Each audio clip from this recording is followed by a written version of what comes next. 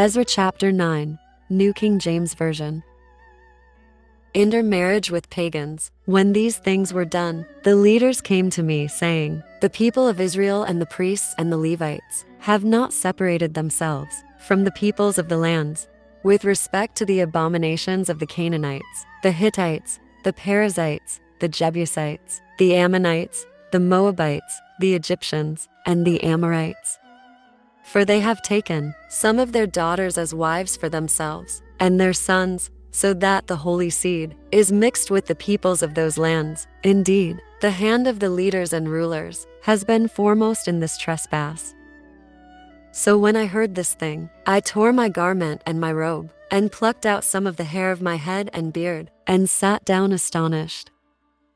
Then everyone who trembled at the words of the God of Israel assembled to me, because of the transgression of those who had been carried away captive, and I sat astonished until the evening sacrifice.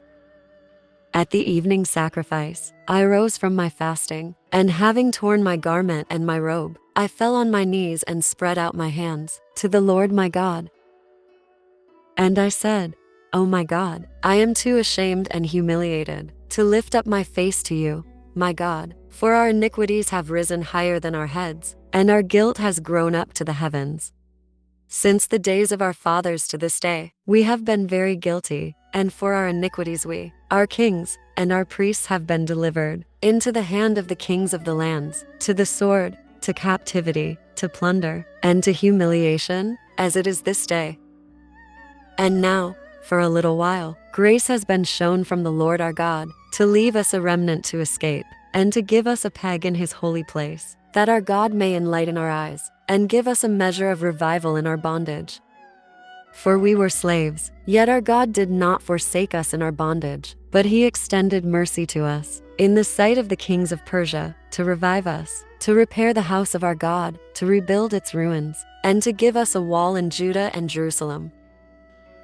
And now, O our God, what shall we say after this? For we have forsaken your commandments, which you commanded by your servants, the prophets, saying, 'The land which you are entering to possess is an unclean land, with the uncleanness of the peoples of the lands, with their abominations which have filled it, from one end to another with their impurity.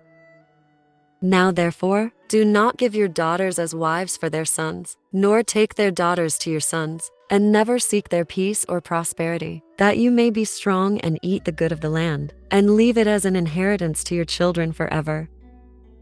And after all that has come upon us, for our evil deeds and for our great guilt, since you are God, have punished us less than our iniquities deserve, and have given us such deliverance as this. Should we again break your commandments, and join in marriage with the people committing these abominations, would you not be angry with us until you had consumed us, so that there would be no remnant or survivor? O Lord God of Israel, you are righteous, for we are left as a remnant, as it is this day. Here we are before you, in our guilt, though no one can stand before you because of this.